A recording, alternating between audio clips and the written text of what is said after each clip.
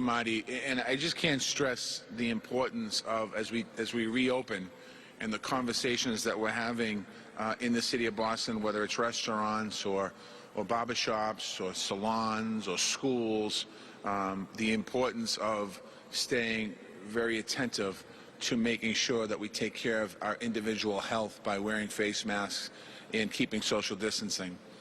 This has been a very long journey, if you will, for us here in Boston and Massachusetts in this country with COVID-19.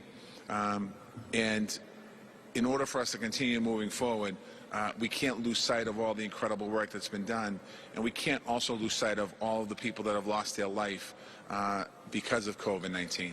And so I just want to continue. We're going to continue to move forward here. I'm also going to provide an update on our equity work as it relates to COVID-19 and all the ways that we're working together to end racism and making positive change.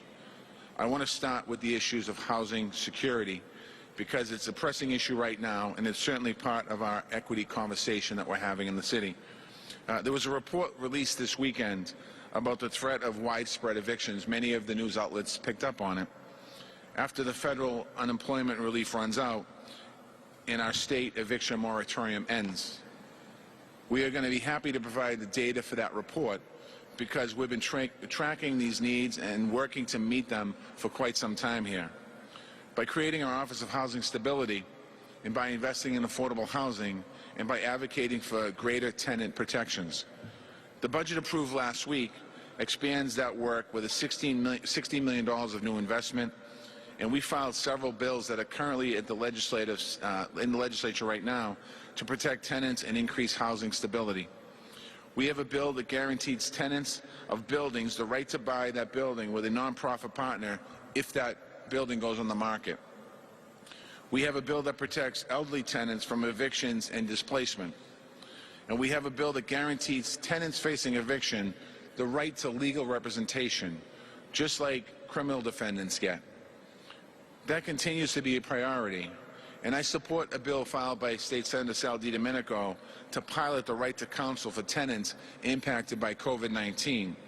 That's a situation where a lot of times somebody's being evicted, they go to court, they don't have a lawyer, and they don't have the right for representation. If they can hire a lawyer and bring a lawyer with them, they could.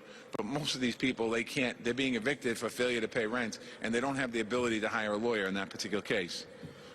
The COVID crisis changed the legislative landscape, but the housing stability has never been more important.